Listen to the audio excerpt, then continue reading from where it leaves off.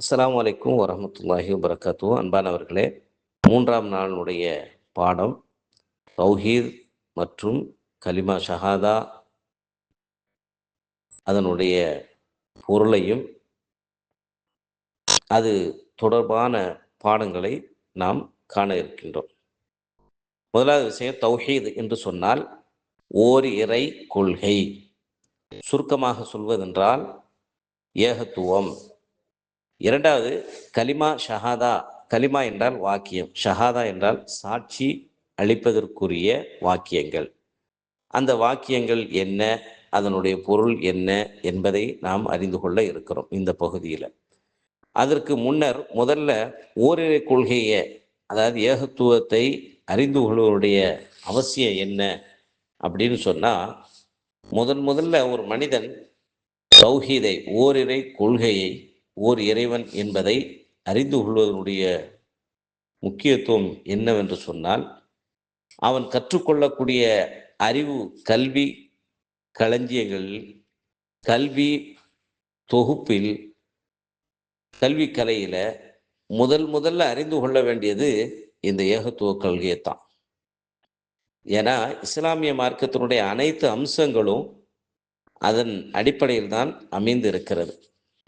அதுதான் இஸ்லாமிய மார்க்கத்துடைய அஸ்திவாரங்கிறத நாம் புரிந்து கொள்ளணும். அடுத்து, ஒவ்வொரு முஸ்லிம் என்று சொன்னால் அல்லாஹ்விற்கு கட்டுப்பட்டு நடக்கக்கூடியவன், அல்லாஹ்வுடைய தூதருக்கு கட்டுப்பட்டு நடக்கக்கூடியவன் என்பது ஒரு பொருள். பெருமானார் முஹம்மது நபி அவர்கள் சொன்ன விளக்கம் என்னன்னா, தன்னுடைய நாவினாலையும் கரத்தினாலையும் ஏனைய உறுப்புகள் மூலியமாக பிறருக்கு தொல்லை அளிக்காமல் பாதுகாப்பு உணர்வை அளிக்கக்கூடியவன்தான் உண்மையான முஸ்லிம். அப்போ உண்மையிலே அல்லாஹ்வுக்கும் அல்லாஹ்வுடைய தூதருக்கும் கட்டுப்பட்டு நடக்கும் பொழுது இந்த நிலையை அவன் நிச்சயமாக அடைந்து கொள்வான். அடுத்து, ஒவ்வொரு முஸ்லிமும் அல்லாஹுவை பற்றி அறிந்து கொள்வது ஆணாக இருந்தாலும் பெண்ணாக இருந்தாலும் அவர்கள் மீது கட்டாய கடமை என்பதை நம்ம புரிந்து கொள்ளணும். சரி, அல்லாஹுவை நம்பிக்கை கொள்வதின் பால் மனிதன் தேவை உடையவனாக இருக்கின்றானா என்ற ஒரு கேள்வியே அதற்கான பதிலை பார்ப்போம். நிச்சயமாக மனிதன் தன்னை படைத்த இறைவன் பால், அவனை நம்புவதின் பால் தேவை உடையவனாக இருக்கிறான். காரணம் என்னன்னா, மனிதன் கண்டுபிடிக்கக்கூடிய ஒவ்வொரு அறிவியல் தொழில்நுட்ப சாதனங்கள் யாவுமே உலக வாழ்க்கையினுடைய கஷ்டங்களிலிருந்து அவனை லேசுப்படுத்துகிறது, சொகுசான வாழ்க்கை வாழ வழிவகை செய்கிறது. அதனால வாழ்க்கைக்கு தேவையான அனைத்து நிம்மதியும் ஈடேற்றமும் அதன் ஊடாக மட்டுமே முழுவதுமாக அடைய முடியுமா என்று சொன்னால் நிச்சயமாக முடியாது. காரணம், ஒரு மனிதனுக்கு இது எல்லாமே கிடைச்சாலும், இந்த உலகத்தில் உள்ள எல்லா வசதி வாய்ப்புகள் கிடைத்தாலும், அவனுடைய ஆன்மா, அவனுடைய மனது, உள்ளமானது நிம்மதி பெறுமா அப்படின்னு சொன்னால் அத்தோடு ஓய்வு பெற்று நின்று விடுமான்னா நின்று விடாது. மனிதனுடைய மன இச்சைக்கு, மனிதனுடைய பேராசைகளுக்கு எல்லையே கிடையாது. எவ்வளவுதான் சம்பாதித்தாலும், எவ்வளவு வசதி வாய்ப்புகளை அவன் பெற்றிருந்தாலும் இன்னும் வேண்டும் என்ற எண்ணமும், தன்னை விட மற்றவர்கள் இழிவானவர்கள், அவர்களை நாம் அடக்க ஒடுக்க அதிகாரத்தை இந்த மனிதன் அதன் ஊடாக பயன்படுத்துகின்றார். ஆக மொத்தத்தில் மனிதனுடைய உள்ளம் நிம்மதி பெறுமா, ஓய்வு பெறுமானா நிச்சயமா பெறாது. அப்போ மனிதனுடைய உள்ளம் நிம்மதி பெறணும்னு சொன்னால் அதுக்கு இறை நம்பிக்கை அவசியம் என்பதை நம்ம புரிந்து கொள்ள முடியும். அடுத்து, மனிதனுடைய சிந்தனை மட்டும், பகுத்தறிவு மட்டுமே மனிதன் வாழ்க்கைக்கு போதுமானதா அப்படின்னு சொன்னால் நிச்சயமாக மனிதனுடைய பகுத்தறிவால் மட்டும் இந்த உலகத்தில் அவனே சுயமாக சிந்திச்சு எல்லாத்தையும் அடைந்து கொள்ள முடியுமா என்று சொன்னால் நிச்சயமாக முடியாது. முடியும் என்று சொல்வதெல்லாம் வெறும் வெற்று வார்த்தைகள், மாயாஜால பொய்யான மாயை ஏற்படுத்துவதுதான் அதன் நோக்கமே தவிர உண்மை அதுவல்ல. அன்பானவர்கள், ஏன் அப்படின்னா, கொஞ்சம் நம்ம நிதானிச்சு யோசிச்சு பார்த்தோம்னு சொன்னால், மனிதனுடைய வாழ்க்கையில் ஏற்படக்கூடிய அனைத்து பிரச்சனைகளிலிருந்து வெளியாகி அவனுக்கு பாதுகாப்பையும் அமைதியையும் கொடுக்கக்கூடியது மனிதனுடைய சுய அறிவால் மாத்திரம் முடியாது. மாறாக அந்த மனிதனுடைய அறிவை கண்ட்ரோல் செய்கின்ற இறை நம்பிக்கை அவனுக்கு அவசியமாகிறது. இறை நம்பிக்கை ஒரு மனிதத்தில் வந்துவிடும் பொழுது அந்த வாழ்க்கையில் ஏற்படக்கூடிய சகல பிரச்சனைகளில் இருந்தும் அவனுக்கு அமைதியும் பாதுகாப்பும் நிச்சயமாக கிடைக்கும். எனவே அல்லாஹ் ஒருவனை நம்புறது மனிதன் ஏன் படைக்கப்பட்டான் என்பதை விளங்கிக் கொள்வதற்கு போதுமானதாகும்.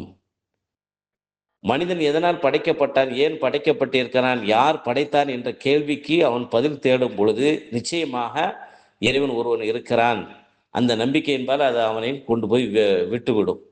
அப்போ அந்த நம்பிக்கையை அவன் ஏற்றுக்கொள்ளும் பொழுதுதான் அவன் சகல வாழ்க்கையினுடைய பிரச்சனைகளிலிருந்தும் முழுவதுமாக விடைபெற்று மன அமைதியையும் பாதுகாப்பு உணர்வையும் மன வலிமையையும் தன்னம்பிக்கையும் அவன் அதன் மூலியமாகத்தான் பெற்றுக்கொள்வான்.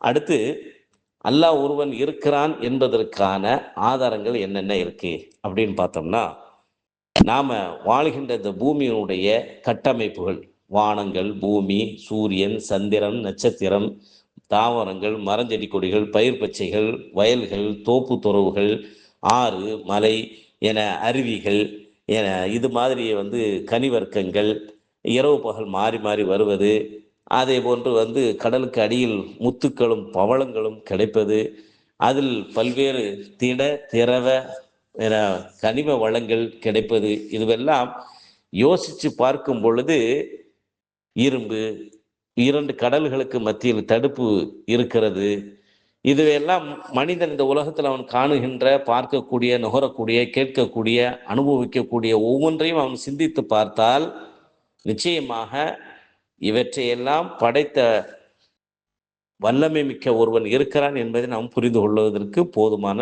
சான்றுகள். இரண்டாவது, இந்த இயற்கையினுடைய குறைகளற்ற இந்த இயற்கையினுடைய இயல்பு நிலைகள், அதனுடைய செயல்பாடுகள் சமச்சீராக நடந்து கொண்டு இருப்பதை யோசித்தாலே, இரவும் பகலும் கரெக்டாக மாறி மாறி வர்றது, இதெல்லாம் மனிதன் யோசித்து பார்த்தால் இதனை யாரோ ஒருவன் திட்டமிட்டு நிர்வகித்து கொண்டு இருக்கிறான், இயக்கி கொண்டு இருக்கிறான் என்பதை நமக்கு உணர்த்துகின்ற முக்கிய ஆதாரங்கள் ஆகும். 2வது விஷயமாச்சா. 3வது விஷயம் என்ன அப்படின்னா, மதங்களை பற்றிய வரலாற்று ஆய்வாளர்களுடைய ஆய்வின் பிரகாரம் அவங்க சொல்ல வருவது என்னன்னு சொன்னா, மனிதன் தன்னுடைய அறிவு ஆற்றலுக்கு ஏற்ப சிலைகளை கடவுளாக அவன் வடிவமைத்து கொண்டான், மாற்றி அமைத்து கொண்டான். அதன் மூலியமாக தான் தூய்மை பெற முடியும் என்று அவர்களுடைய மூதாதையர்கள் அவருடைய உள்ளங்களில் மனங்களில் சிந்தனையை விதைத்து விட்டதின் காரணத்தினால், அது அவர்களுடைய இரத்தத்தோடு ஊறி போன காரணத்தினால் ஒரு இறைவன் இருக்கிறான் என்பதை விட்டு அவர்கள் தூரமாகி விட்டார்கள். உண்மையிலேயே உண்மையான இறைவனை ஏற்றுக்கொள்வதிலிருந்து அவர்களுடைய சமூக சுற்றுச்சூழல், அவனுடைய வளர்ப்பு, பெற்றோர்கள், பராமரிப்பில் உள்ளவர்கள் எந்த நம்பிக்கை சிந்தனை கொண்டு இருக்கிறார்களோ அந்த சிந்தனையின் அடிப்படையில் அவர்களை பயிற்றுவிக்கிறார்கள், ஊக்குவிக்கிறார்கள், அதிலே நிலைத்திருக்கும்படி அவர்களை ஏவுகிறார்கள். இதுதான் யதார்த்தம். ஏன்னா முகமது நபி சொன்னாரு, இந்த உலகத்துல பிறக்கக்கூடிய ஒவ்வொரு குழந்தையுமே அவங்களுடைய உள் உணர்வு எப்படி இருக்கும் அப்படின்னு சொன்னா, ஒரு இறைவன் இருக்கிறான் என்பதை ஏற்றுக்கொள்ளக்கூடிய பக்குவத்தில் தான் பிறக்கின்றன. ஆனால் அவங்களுடைய பெற்றோர்கள் தான் அந்த குழந்தைகளை சிலை வணங்கிகளாகவோ, நெருப்பை வணங்குகின்றவர்களாகவோ, அல்லது யூதர்களாகவோ, கிறிஸ்தவர்களாகவோ அவங்களுடைய பெற்றோர்கள் தான் அவர்களை மாற்றி விடுகிறார்கள். அந்த பிள்ளைகளுடைய சுபாவத்திற்கு ஏற்ப அப்படியே விட்டு விடுவார்களே, ஆனால் நிச்சயமாக தன்னை படைத்த இறைவன் ஒருவன் இருக்கிறான் என்பதை விளங்கக்கூடியவர்களாக, நம்புகின்றவர்களாக நிச்சயமாக மாறுவார்கள் என்பதில் மாற்றுக்கருத்து இல்லை. அதே போல மனிதனுடைய இரத்த நாளங்கள்ல நல்லதையும் ஏவுகின்ற, நல்லதை தூண்டுகின்ற, ஊக்குவிக்கின்ற என தெய்வீக தன்மைகளும் இருக்கிறது. அதே நேரத்தில் மனிதனுடைய உள்ளத்துல தீமையை தூண்டுகின்ற ஷைத்தானுடைய தீய சக்தியும் அவனுடைய இரத்த நாளங்களில் ஒன்றாக கலந்து இருக்கின்றது. எனவே ஷைத்தான் ஓர் இறைவனை நம்பிக்கை கொள்வதிலிருந்து, சிந்திப்பதிலிருந்து நம்மை தூரமாக்கி விடுவான், நம்மளை வழிகட்டில் விட்டு விடுவான். அதை சிந்திக்க விடாம இந்த உலகத்துடைய கஷ்ட நஷ்டங்கள், இந்த உலகத்துடைய வசதி வாய்ப்புகளை ஆண்டு அனுபவிப்பதிலேயே, இந்த உலகத்துடைய இன்பங்களிலேயே மூழ்கி போக செய்து விடுவான். அதனால்தான் முகமது நபி சொன்னாரு, நான் உங்களுக்கு இறைவன் சொன்ன எல்லாத்தையும் நான் சொல்லி தர்றேன். இறைவன் மனிதனுக்கு இரத்தத்தை ஓட்டி அறுத்து, அதாவது பிஸ்மில்லா அல்லாஹ்வின் பெயரை சொல்லி அறுத்து அந்த இரத்தங்களை ஓட்டி அந்த மாமிசங்களை புசியுங்கள், அதில்தான் உங்களுக்கு ஆரோக்கியம் இருக்கிறது. ஆனால் ஷைத்தானானவன் இவர்களுடைய உள்ளத்தில் தோன்றி இறைவன் தூய்மையாக்கிய ஆகுமாக்கிய பொருள்களை எல்லாம் உண்ணுவதில் இருந்து சத்திய நெறியில் செயல்படுவதை விட்டு தடுக்கக்கூடியவனாக ஷைத்தான் அவனுடைய இரத்த நாளங்கள் ஊடி இருக்கிறான். இவன் சொல்லி நான் கேட்பதா? நான் என் லைஃப், எனது இஷ்டம், மை லைஃப் மை ஸ்டைல் அப்படிங்கிற அடிப்படையில் என்னுடைய வாழ்க்கையை நான் தான் தீர்மானிப்பேன், நான் எப்படி வேணாலும் வாழுவேன் என்ற மனநிலைக்கு ஷைத்தானானவன் அவனுடைய உள்ளத்தில் தீய ஊசலாட்டங்களை, எண்ணங்களை விதைத்து அவனை நெறிதவர செய்து விடுகிறான். அதனால் இறைவனை நம்பாமல் இறைவனுக்கு இணை கற்பிக்கக்கூடியவனாக மாறிவிடுகிறான் என்று முகமது நபி அவர்கள் சொன்னார்கள். எனவே மனிதன் தன்னை படைத்தது யார், தான் எதற்காக படைக்கப்பட்டிருக்கிறோம், அதுக்கான நோக்கம் இருக்கா இல்லையாங்கிறத இந்த உலகத்தினுடைய படைப்பு, அதனுடைய சமச்சீரான செயல்பாடுகள் இவற்றையெல்லாம் யோசித்து பார்த்தான் என்று சொன்னால் எல்லாவற்றிற்கும் ஒரு நோக்கம் இருக்கிறது. மனிதனே தன்னுடைய வாழ்க்கைக்கு பல நோக்கங்களை வைத்து கொண்டுதான் ஓடி ஆடி சம்பாதிக்கிறான், உழைக்கிறான், புதிய கண்டுபிடிப்புகளை கண்டுபிடிக்கிறான். அப்போ மனிதனுடைய எல்லா காரியங்களுக்கு பின்னால் ஒரு நோக்கம் இருப்பதை போன்று தன்னை படைத்த இறைவன் தன்னை எதற்காக படைத்திருக்கின்றான் என்ற நோக்கத்தை அறிவதின்பால் தேவையுடையவனாக இருக்கிறான். அந்த நம்பிக்கை தான் ஒரு மனிதனை பண்படுத்துகிறது, நெறிப்படுத்தும் என்பதை சற்று நிதானமாக யோசித்தால் இது எல்லாத்திற்கும் விடை கிடைத்துவிடும். ஆக இறை நம்பிக்கை ஒரு மனிதனுடைய வாழ்க்கைக்கு ரொம்ப அவசியமானது என்பதை நாம் புரிந்து கொள்ள முடிகின்றது.